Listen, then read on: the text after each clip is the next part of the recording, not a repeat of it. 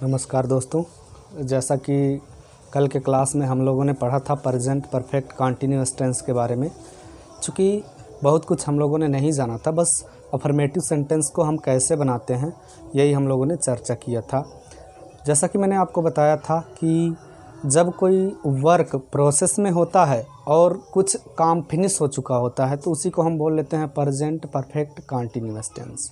Present perfect continuous tense को बनाने के लिए हम सब्जेक्ट के अनुसार हैज़ बीन या फिर हैव बीन का यूज़ करके हम एक्शन जो होता है उसमें आईएनजी का फॉर्म यूज़ करते हैं, और जो हमारा वर्ब होता है आईएनजी का फॉर्म यूज़ करते हैं। और टाइम लिखने के लिए हम हमेशा सिंस और फार का यूज़ करके टाइम को लिख देते हैं। जैसे अगर हमें कहना होता है कि मैं गोरखपुर बचपन से ही रह रहा हूँ, तो आप कैसे बोलोगे? इसको आपको बोलना हो कि मैं बचपन से ही गोरखपुर रह रहा हूँ, तो हम यही बोलते हैं I have been living in Gorakhpur since childhood. अगर हम इसमें कुछ सेंटेंसेस निगेटिव की बात करें, अगर निगेटिव सेंटेंस होगा तो भी हमको कुछ नहीं करना। हमको करना क्या है कि जो हमारा वर्ब होता है, वर्ब के पहले हमारा नॉट आता है, लेकिन यहाँ पर दो वर्ब हैं। दो वर्ब क्यों? क्योंकि एक में हमने आईएनजी लगाया और एक का हमने थर्ड फॉर्म लगाया। बिन भी हमारा वर्ब है, यानी कि बी का ही थर्ड रूप हमारा बिन है, इसलिए बी भी हमारा वर्ब हुआ और हमारा ये जो मेन वर्ब है वो भी हमारा वर्ब हुआ। यानी कि ऐसे सेंटेंसेस में हमें दो वर्ब दिखाई दे रहे हैं। अब ऐसे कंडीशन में मैंने आपको बताया था कि जो नॉट होता है हमेशा वर्ब के पहले लगता है, लेकिन एक चीज़ याद रखिएगा कि जो वर्ब पहले आया है उसके पहले ही हम नॉट का यूज़ करते हैं। चलिए इसको हम कुछ एग्जाम्पल के थ्रू समझते हैं, तब आप अच्छा से समझ पाएंगे। चलिए तो देख लेते हैं कि जो निगेटिव सेंटेंसेस होते हैं, निगेटिव सेंटेंसेस को हम कैसे बनाएंगे। जैसा कि मैंने अभी आपको बताया कि हम नॉट को वर्ब के पहले लिख लेते हैं, लेकिन यहाँ पर आप देख पा रहे होंगे दो वर्ब हैं। अच्छा, बनाते हैं इसको। मैं एक इंग्लिश से आपने आई लिख दिया, आई के साथ हैव। क्यों? क्योंकि अगर हम बात करें फर्स्ट पर्सन आई वी और सेकंड पर्सन यू, और इसके साथ ही साथ थर्ड पर्सन का कोई भी सब्जेक्ट प्लूरल नंबर का हो तो उसके साथ हम हमेशा हैव का यूज़ करते हैं। और हैव जहाँ कहीं भी आ जाता है तो हैव के साथ हम हमेशा वर्ब का थर्ड फॉर्म लगाते हैं, आई हैव। आगे हम अगर बी का थर्ड फॉर्म लगाते हैं तो हमारा हो जाता है बिन, आई हैव बिन। सपोज करिए पल भर के लिए नॉट आपको नहीं बोलना है तो आप क्या बोलेंगे? आई हैव बिन। काम करने की इंग्लिश होती है वर्किंग हियर। मैं यहाँ पर काम कर रहा हूँ। कितने दिनों से? अब हमें टाइम लिखना है, सिंस और फार का यूज़ करेंगे और टाइम लिख लेंगे। 5 दिन से। 5 दिन हमारा पीरियड ऑफ टाइम है, अनिश्चित समय है, इसलिए हम फार का यूज़ कर लेंगे 5 डेज। अच्छा, इसमें नॉट नहीं है। अगर हम इसको सिंपल बोलें, आई have been working here for 5 days. मैं यहाँ पर 5 दिनों से काम कर रहा हूँ, लेकिन यहाँ पर आपको अफर्मेटिव नहीं बोलना बल्कि इसका निगेटिव बोलना कि मैं यहाँ पर 5 दिनों से काम नहीं कर रहा हूँ। नहीं की इंग्लिश नॉट होती, और नॉट हमेशा वर्ब के पहले। क्या इस वर्ब के पहले हम नॉट लिख दें? नहीं, गलत हो जाएगा। गलत इसलिए होगा क्योंकि जहाँ पर दो वर्ब एक साथ आ जाएं और उसमें हमें निगेटिव बोलना हो या फिर नॉट लगाना हो तो याद रखिएगा जो वर्ब पहले आया है पहले वाले वर्ब के पहले हमें नॉट लिखना है, न कि दूसरे वाले। तो यहाँ पर बी भी एक वर्ब है, इसलिए हम इस बी के पहले नॉट लगाएंगे, न कि वर्क के पहले। तो हमारा हो जाएगा I have not been working here for 5 days, यानी कि मैं यहाँ पर 5 दिनों से काम नहीं कर रहा हूँ। अच्छा, नेक्स्ट एग्जाम्पल देखते हैं। वह यहाँ सुबह से नहीं पढ़ रहा है। वह की इंग्लिश हम ही लिख लिए, और यह सिंगुलर नंबर है, यानी कि थर्ड पर्सन सिंगुलर नंबर के लिए हम हैज़ का यूज़ कर लेते हैं। सपोज करिए कुछ टाइम के लिए नहीं को आप भूल जाइए तो हम यही बोलेंगे ही हैज़, और हैज़ हैव के साथ हमेशा वर्ब का थर्ड फॉर्म, बी का third form been. He has been. यहाँ पर पढ़ाई करना, पढ़ाई करने की इंग्लिश स्टडी, और स्टडी में हम आईएनजी लगाएंगे, बन जाएगा स्टडिंग। यानी कि ही हैज़ बिन स्टडिंग, कब से, सुबह से। हियर, अब सुबह के लिए हम सिंस का यूज कर लेंगे, क्यों? क्योंकि यह पॉइंट ऑफ टाइम है। Since morning, he has bin studying here since morning. अब यहाँ पर हमें अफर्मेटिव नहीं बोलना बल्कि निगेटिव बोलना। इसका तो अर्थ ये हुआ वह यहाँ सुबह से पढ़ रहा है, लेकिन नहीं पढ़ रहा है, ऐसा बोलना है तो कुछ नहीं करना, वर्ब के पहले हमें नॉट लगाना। लेकिन दो वर्ब है, बी भी वर्ब है, ये भी वर्ब है, तो हम उस वर्ब के पहले नॉट लगाएंगे जो वर्ब पहले आया। बी पहले आया, बी के पहले हम नॉट का यूज़ कर लेंगे, नॉट बिन। अब he has not been studying here since morning. इस तरह से कोई भी सेंटेंसेस बनाने होंगे आप बना सकते हैं। जैसे अगर आपको कहना हो कि मैं इस घर में 5 साल से नहीं रह रहा हूँ, I have not been living in this house. अब 5 साल के लिए आप फॉर का यूज़ कर लेंगे, फॉर 5 ईयर्स। आपको बोलना हो कि मैं बचपन से पढ़ाई कर रहा हूँ या फिर नहीं कर रहा हूँ, तो I have not been studying since childhood. अब हम देखते हैं इंट्रोगेटिव सेंटेंस को।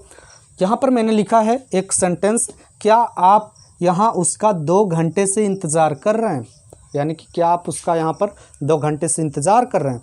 तो ऐसे सेंटेंस को बनाने के लिए क्या आ गया, अच्छा कुछ टाइम के लिए आप क्या को भूल जाइए, आप यहाँ इसको बनाइए, आप यहाँ उसका 2 घंटे से इंतज़ार कर रहे हैं। आपकी इंग्लिश होती है यू,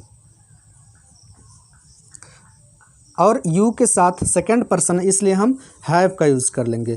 यू हैव के साथ हमेशा बिन, क्यों? क्योंकि हैव के साथ हमेशा थर्ड फॉर्म आता है। You have been waiting,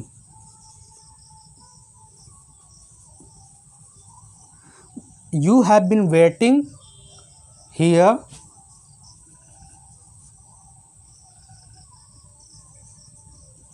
him, यानी कि you have been waiting here him, क्या आप आप उसका इंतज़ार जहाँ कर रहे हैं, कब से? 2 घंटे से। 2 घंटे के लिए हम सिंस फार का यूज़ करेंगे, फार का यूज़ कर लेते हैं टाइम लिखने के लिए, क्योंकि 2 घंटे की बात हो रही है, 2 आवर्स।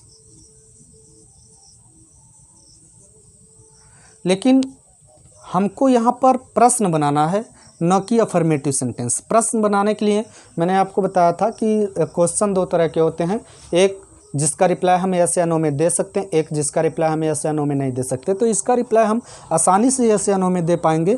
क्या आप यहाँ उसका 2 घंटे से इंतज़ार कर रहे हैं? हाँ, या फिर नहीं कर रहे होते तो बोलते नहीं।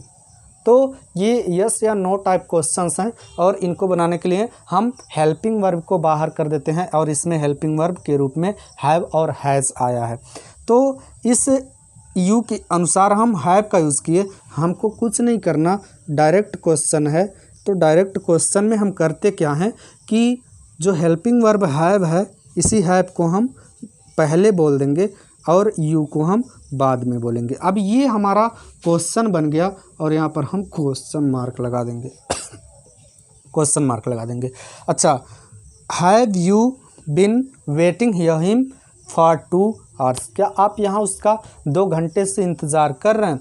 तो अगर आप कर रहे हैं तो yes, I have been waiting here him for 2 hours. नहीं कर रहे होते तो आप यही बोलते, no I have not been waiting here him for 2 hours, यानी कि मैं उसका यहाँ पर 2 घंटे से इंतज़ार नहीं कर रहा हूँ। बहुत ही आसान है, बस आपको थोड़ा सा समझना है और थोड़ा सा प्रैक्टिस करना है। प्रैक्टिस कैसे करना? प्रैक्टिस आपको घर पे बैठ करके नहीं करना है, आप चलते फिरते प्रैक्टिस करिए।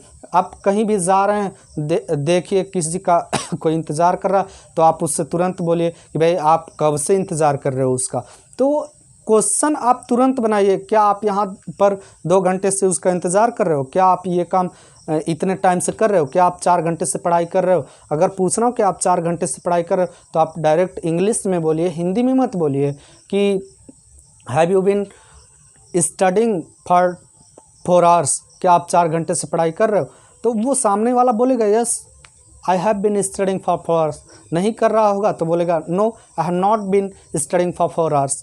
तो इस तरह से आप प्रैक्टिस आसानी से कर पाएंगे और आपको मुझे नहीं लगता कि कॉपी किताब लेकर के बैठने की ज़रूरत पड़ेगी।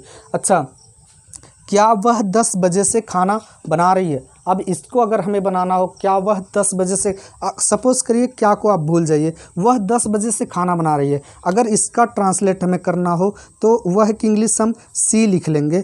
सी इसलिए क्योंकि बना रही है, यहाँ से हमें पता चलता है किसी फीमेल की बात की जा रही है, तो इसलिए हम फीमेल के लिए वह की इंग्लिश सी लिखते हैं। सी के साथ हम हमेशा हैज़ का यूज़ करेंगे। क्यों करेंगे? क्योंकि यह थर्ड पर्सन का सिंगुलर नंबर है, और जब हम थर्ड पर्सन के सिंगुलर नंबर सब्जेक्ट की बात कर रहे होते हैं तो वहाँ पर हम हमेशा हैज़ का यूज़ करते हैं। सी हैज़, अब हैज़ या हैव आता है तो हमेशा वर्ब का थर्ड फॉर्म, बी है तो बी का हम थर्ड फॉर्म लिख लेंगे। सी हैज़ बीन कुकिंग, वो खाना बना रही है। कब से? 10 बजे से। अब यहाँ पर टाइम का नाम दे दिया गया है, यानी कि पॉइंट ऑफ टाइम है। पॉइंट ऑफ टाइम के लिए हम सिंस का यूज़ कर लेंगे, सिंस 2 o'clock।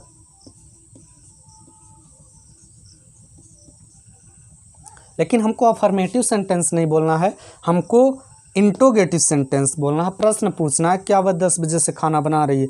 अब क्या वह 10 बजे से खाना बना रही है, प्रश्न पूछने के लिए आप कहोगे यस बना रही है, नहीं बना रही है तो नो नहीं बना रही है। तो ऐसे प्रश्न का रिप्लाई करने के लिए इसी हैज़ को हम पहले बोल लेंगे, यानी कि हैज़ यहाँ आ जाएगा और सी अंदर चला जाएगा।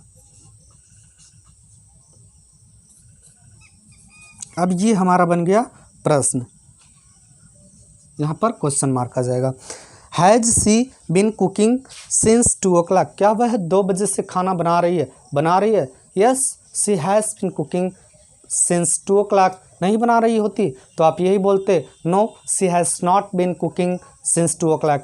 अच्छा, कभी कभी हम इसमें कुछ ऐसे क्वेश्चंस पूछ लेते हैं जो यस या नो टाइप का क्वेश्चंस नहीं होता है। जैसे अगर हम पूछें किसी से कि क्या आप इतने टाइम से ये काम कर रहे हो, या फिर आप ये काम कब से कर रहे हो।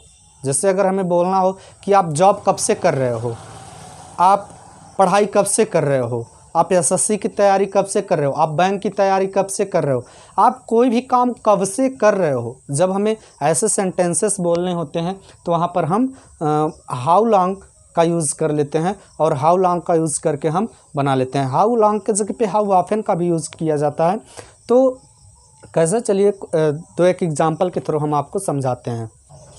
तो एग्ज़ाम्पल के थ्रू हम समझते हैं कि जब हमें किसी भी काम को ये पूछना होता है कि इस काम को आप कब से कर रहे हैं, ऐसे कंडीशन में, ऐसे सिचुएशन में आपको टाइम तो नहीं मिलेगा। प्रश्न पूछते वक्त आपको टाइम नहीं मिलेगा, क्योंकि टाइम ही तो हम जानना चाहते हैं, टाइम ही जानना चाहते हैं, इसलिए हम कब से का यूज़ कर लिए।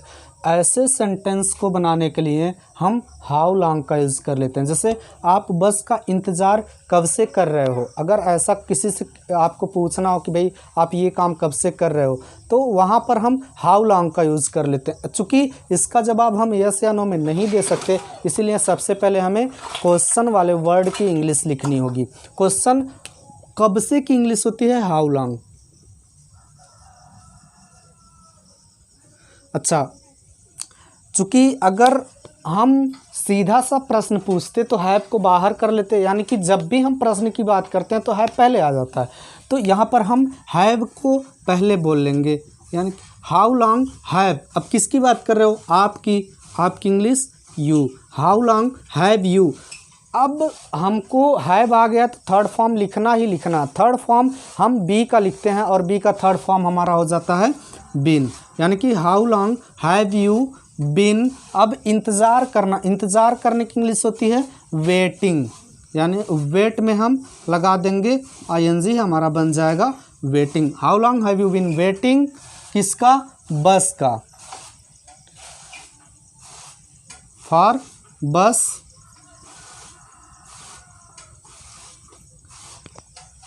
अब यहाँ पर हमारा बन गया how long have you been waiting for bus. आप बस का इंतज़ार कब से कर रहे हो? तो जब से भी आप कर रहे हो आप बता दोगे कि भाई बस का इंतज़ार मैं 4 घंटे से कर रहा हूँ।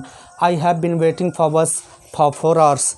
अब मैं बस का इंतज़ार 2 बजे से कर रहा हूँ। I have been waiting for bus since 2 o'clock। इस तरह से आपका रिप्लाई कुछ भी हो सकता है, जब से आप कर रहे हो आप बोल दोगे। ऐसे कोई भी, जैसे अगर किसी से पूछना हो कि भाई आप अपना बिजनेस कब से कर रहे हो, तो अपना बिजनेस कब से कर रहे हो, how long have you been doing business, how long have you been doing job, how long have you been, कुछ भी ऐसे पूछना, how long have you been studying, आप कब से पढ़ाई कर रहे हो। तो जब आपको कब से की बात करनी होती है तो वहाँ पर हम हाउ लॉन्ग का यूज़ कर लेते हैं। अच्छा, नेक्स्ट एग्जांपल देखते हैं, आप अपना बिजनेस कब से कर रहे हैं। तो नेक्स्ट देखते हैं, आप अपना बिजनेस कब से कर रहे हैं। अब यहाँ पर कब से की इंग्लिश आप क्या लिख लोगे, हाउ लॉन्ग।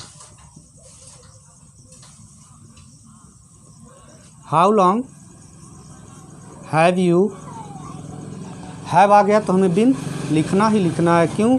क्योंकि हैव के साथ हम हमेशा एक्शन का या फिर वर्ब का थर्ड फॉर्म लाते हैं। तो how long have you been doing your business.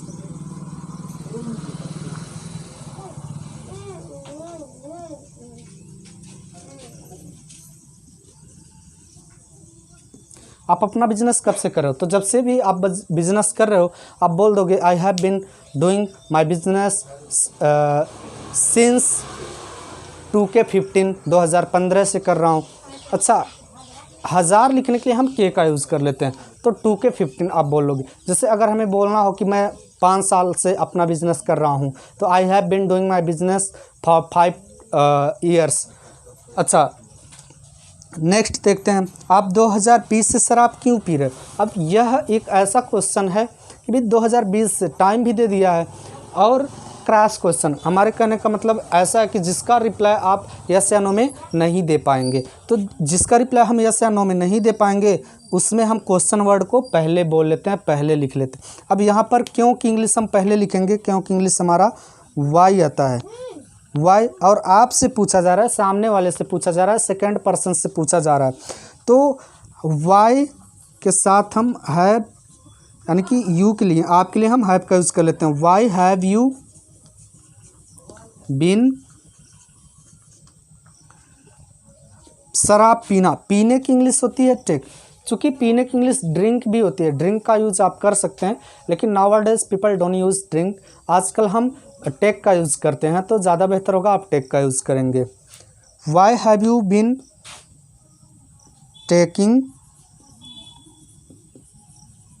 शराब की इंग्लिश होती है लिक्कर।